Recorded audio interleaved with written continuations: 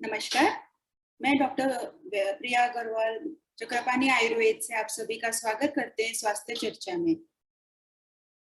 आप देख सकते हैं कि 2-3 दिन से अभी झमाझम बारिश हो रही है, तो ये एक अंदेशा है कि अभी वर्षा ऋतु समाप्त होने जा रही है और शरद ऋतु का आगमन होने वाला है।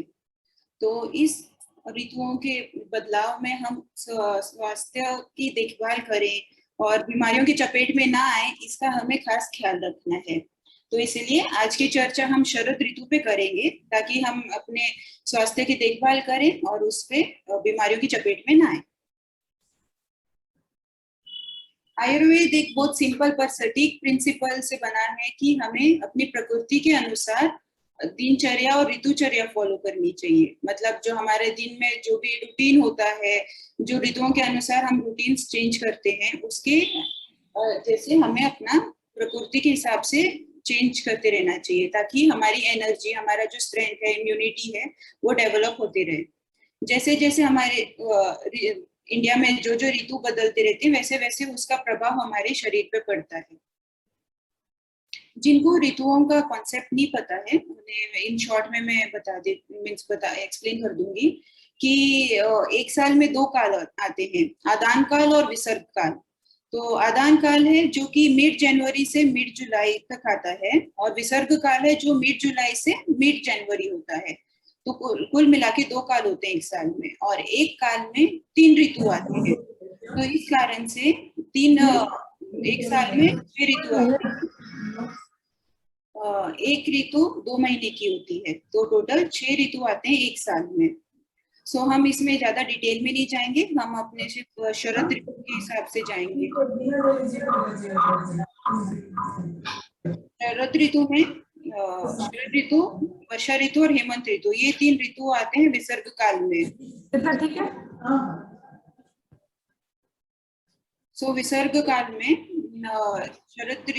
विसर्ग काल के बीच में जो ऋतु आती है वो है शरद ऋतु, जहाँ पे हम अपने 2 महीने आते हैं, आश्विन महीना और कार्तिक महीना, जो कि मिड सितंबर के करीब आता है और मिड नवंबर तक रहता है। शरद ऋतु में हम देखते हैं कि सूरज की किरणें हैं वो धीरे धीरे तेज होने लगती हैं, जो कि वर्षा ऋतु में नहीं होती हैं। बादल छाए हुए रहते हैं, बारिश होती है, तो सूरज की किरणें इतनी ज्यादा नहीं रहती हैं। जैसे ही वो मौसम ऋतु बदल के अभी शरद ऋतु में आएंगे तो सूरज की किरणें बहुत ज्यादा होंगी, जिससे जो हमारा पित्त दोष है वो थोड़ा बढ़ जाता है और दूषित हो जाता है। हमें इसलिए ऐसा आहार विहार रखना चाहिए, डाइट एंड लाइफस्टाइल, जिससे हमारी जो दूषित पित्त है वो भी बैलेंस रहे और हम बीमारियों से बचें। इसमें हम आज देखेंगे कि सबसे पहले देखेंगे कि हमें इन जनरल क्या करना चाहिए। लाइक कम खाना चाहिए, जितनी भूख है उससे कम खाना चाहिए। फिर बाद में देखेंगे कि डिटेल में कितना क्या करना चाहिए, क्या डाइट लेनी चाहिए, क्या मीन्स लाइफस्टाइल मेजर्स फॉलो करनी चाहिए। और उसके बाद में हम डिस्कस करेंगे कि त्योहार और शरद ऋतु में हमारी बॉडी और त्योहार इनका क्या सिग्निफिकेंस है।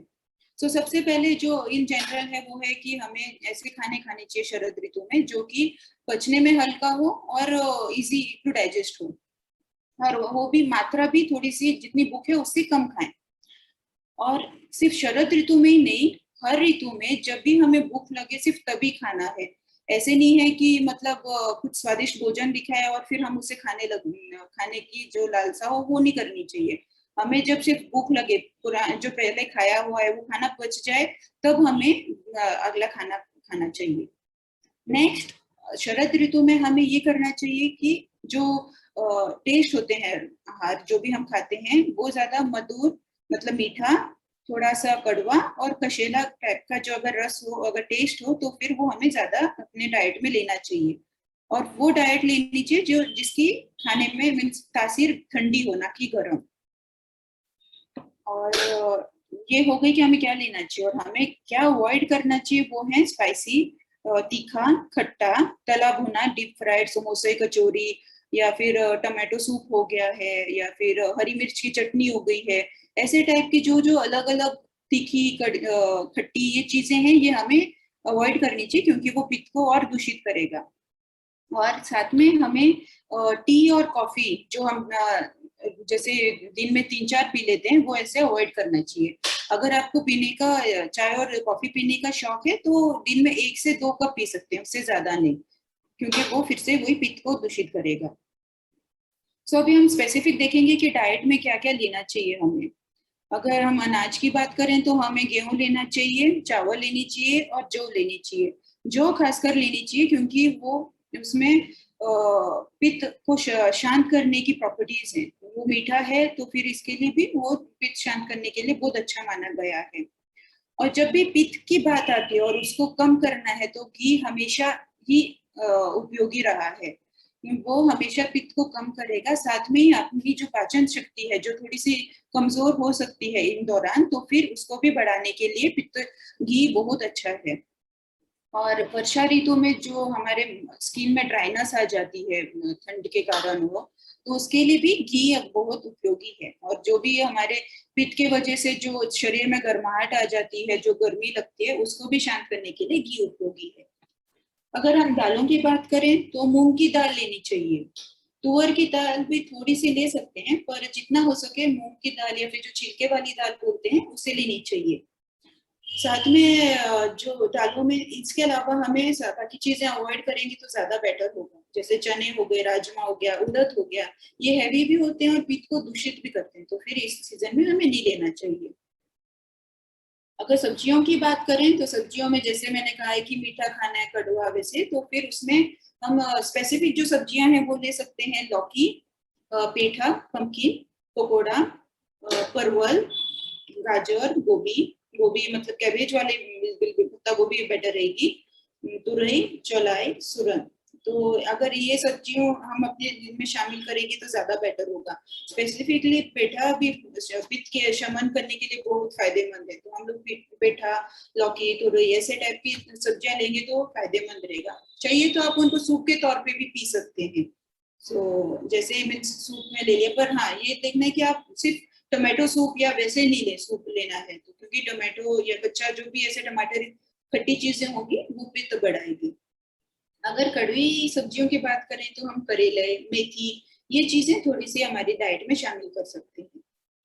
अगर हम फलों की और ड्राई फ्रूट्स की बात करें तो उसमें हमें अनार लेना चाहिए, आंवला लेना चाहिए, नाशपाती पियर्स ले सकते हैं और सिंघाड़ा ले सकते हैं। द्राक्षा मतलब किशमिश, जो दाख दाख बोलते हैं, किशमिश बोलते हैं, तो वो भी इसमें फायदेमंद है। और खजूर भी ले सकते हैं। खजूर तासीर में ठंडी होती है, तो फिर वो इसके लिए पौष्टिक भी है और ठंडा भी है, तो फिर ये ले सकते हैं। और इवन मखाने भी इसमें बेनिफिशियल है। अब ये हो गई थी कि क्या लेना है, अब देखना है कि हमें क्या अवॉइड करना है इसमें। अवॉइड में हमें ज्यादा नमक की मात्रा, अल्कोहल, सॉफ्ट ड्रिंक्स, दही, नमक, कोई भी एक्सेस में हमें नहीं लेना है। रादर अगर हम इसको अवॉइड ही कर लेंगे तो फिर जितना हम नमक अपने नॉर्मल डाइट में लेते हैं, खाने में लेते हैं, सब्जियां में लेते हैं, सिर्फ उतनी लेनी चाहिए, उससे ज्यादा नहीं लेनी चाहिए। जैसे चिप्स हो गए हैं या फिर कोई भी हम नमकीन ले लेते हैं, तो फिर वो अवॉइड करना चाहिए। और अल्कोहल भी वेरी ओकेजनली अगर पॉसिबल हो तो वो लेना चाहिए। सॉफ्ट ड्रिंक्स तो ना के बराबर ही होनी चाहिए। और दही भी अगर लेनी है तो वो घर की बनी हुई ताजा होनी चाहिए। और दिन में अगर दोपहर में ले लिए तो बेटर है, रात को अवॉइड करना चाहिए। अक्सर लोगों में ये कंफ्यूजन होता है कि हमें इस टाइम पे ठंड तासीर की चीजें खानी चाहिए, तो वो सोचते हैं कि हम ठंडा पानी भी पी लें या फिर जो भी रेफ्रिजरेटेड होती है, फ्रिज की चीजें होती हैं, या फिर आइसक्रीम हो गई, आइस की कोई भी चीजें हो गई, तो फिर वो खाने से हमें ठंडक मिलेगी और पित्त कम होगी। पर वो बिल्कुल गलत है। अगर हम ऐसी चीजें खाते हैं तो फिर वो पित्त को और बिगाड़ेगी, क्योंकि वो तासीर में गर्म होती है ना कि ठंडी। वो हमें पीने में तो लगती है कि ठंडी है, पर वो तासीर में बिल्कुल गर्म होती है। सो हमें ठंडा पानी, रेफ्रिजरेटेड के जो भी आइटम्स हैं, आइसक्रीम्स हो गई, आइस हो गई, तो ये सब अवॉइड करनी चाहिए।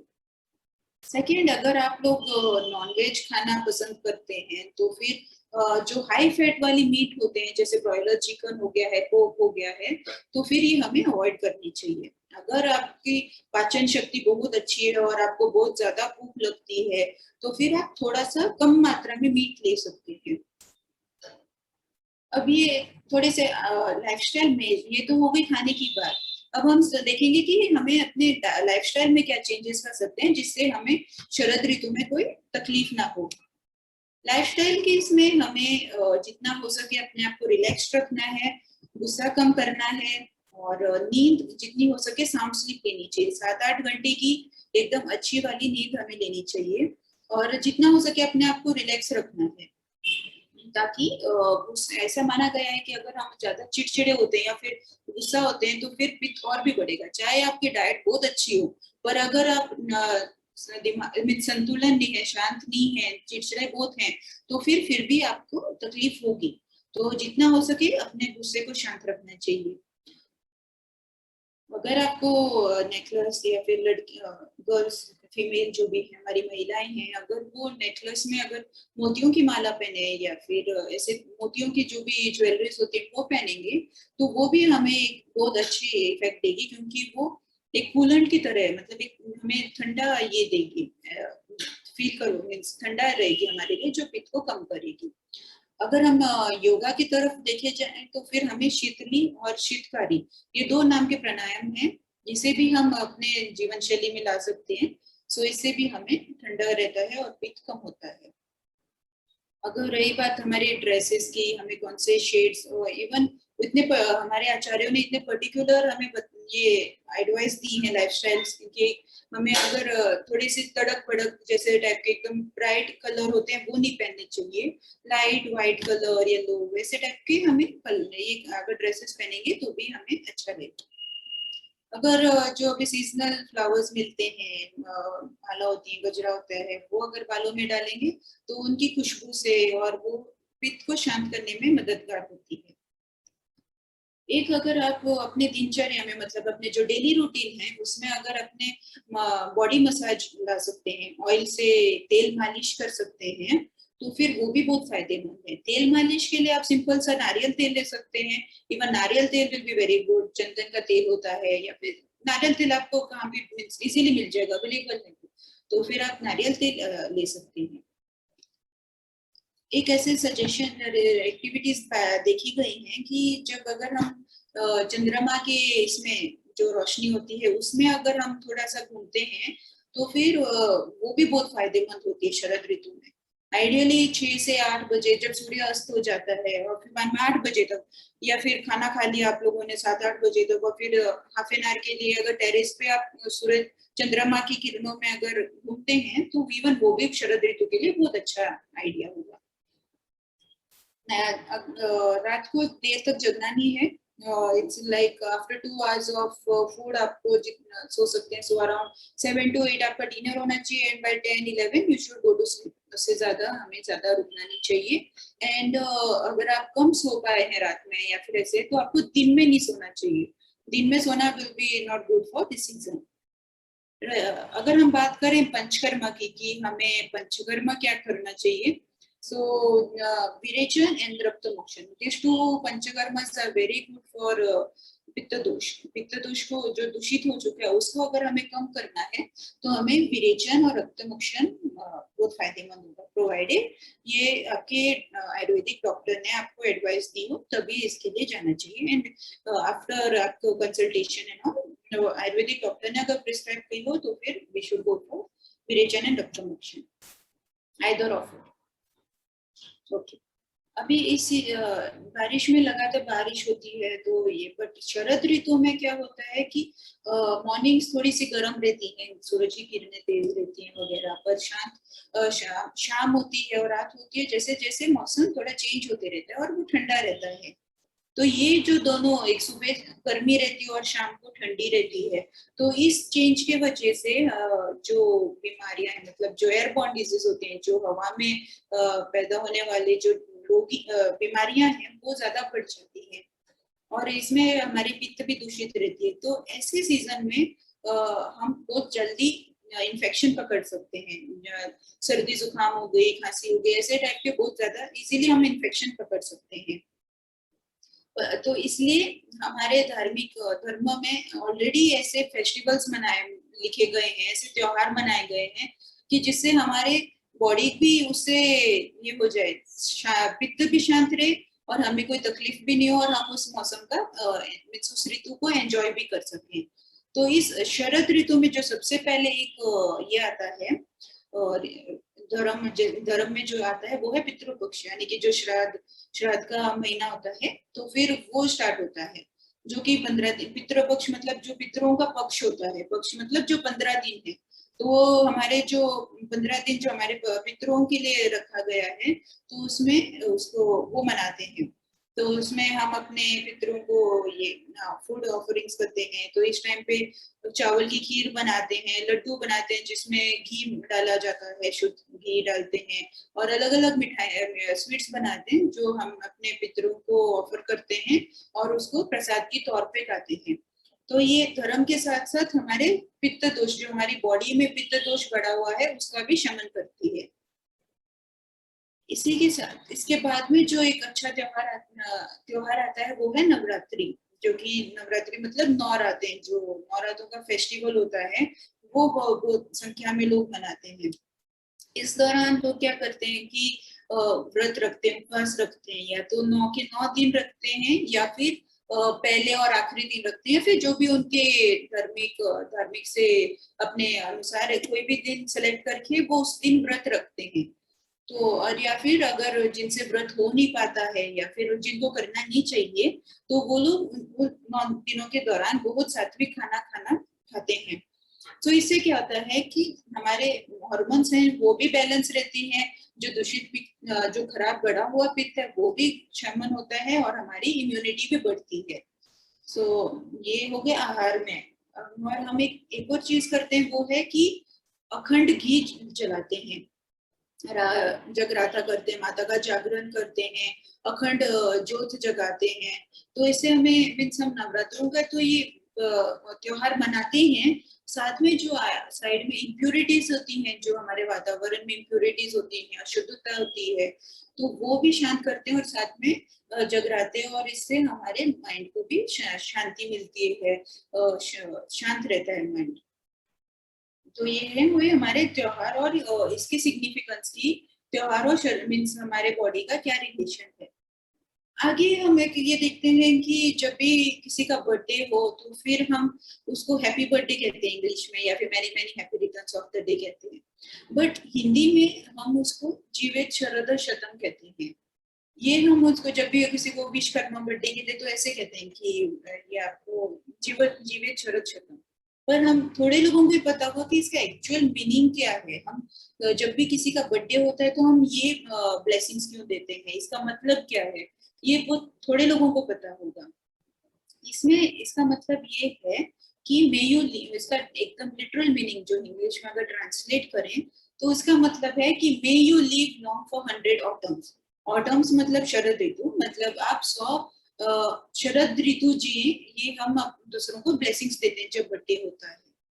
100 साल, अब इसका मतलब ये है कि 100 साल मतलब हम आइडियली चाहते हैं कि जो भी इंसान है, हम किसी को भी बोलें कि बर्थडे विश करें, तो हम बोलते हैं कि आप 100 साल जिए। तो ये 100 शतम मतलब 100 साल। तो ये तो हो गया कि शतम है। अब शरद ऋतु क्यों चुना गया है इसके लिए कि आप 100 साल जिए, वो भी 100 शरद ऋतु क्यों जिए? क्योंकि शरद ऋतु को हमारे आयुर्वेद में माना गया है कि वो मदर ऑफ ऑल डिजीज, मतलब सारी ऋतुओं में जिसमें सबसे ज्यादा हम बीमार पड़ सकते हैं, जिसमें हम बीमारियों की चपेट में आ सकते हैं, वो है शरद ऋतु।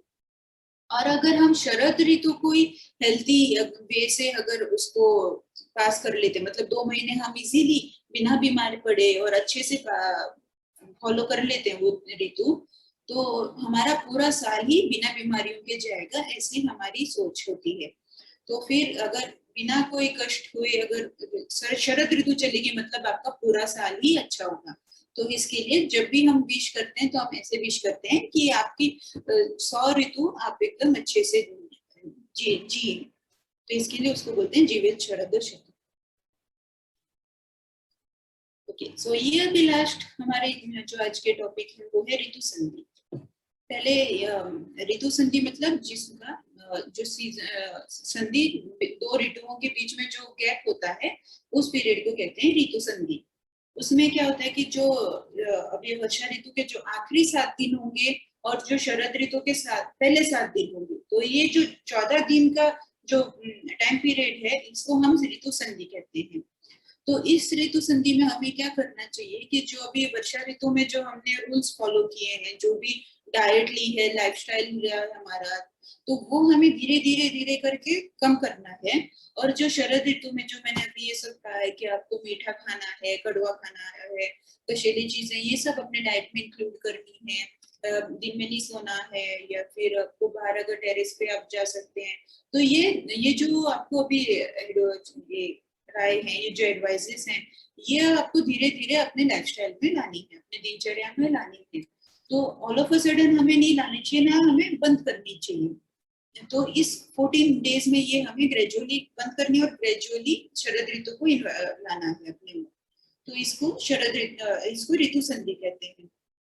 तो अगर हम इसको अचानक से बंद कर देंगे, और अभी आज हमने ये बताया और कल से हम अगर शरद ऋतु की लाइफस्टाइल अपनाएंगे, तो फिर हमें दिक्कत हो सकती है। तो इसके लिए ग्रेजुअली स्टॉप करनी वर्षा ऋतु और शरद ऋतु की डाइट लानी है। आज से आप शुरू कर सकते हैं अपने वर्षा ऋतु के जो भी आपने लाइफस्टाइल्स किए हैं, और मिड सितंबर मतलब 20 तारीख के अराउंड आप अपने शरद ऋतु के जो जो ये मैंने आपको अभी बोला है, आहार और मीन्स डाइट और लाइफस्टाइल, और ये आपको अपनाने हैं अपने लाइफस्टाइल में। आज के लिए बस इतना ही। अगले अगर आपको कोई भी डाउट्स हैं या फिर क्वेश्चंस हैं, तो आप मुझसे पूछ सकते हैं।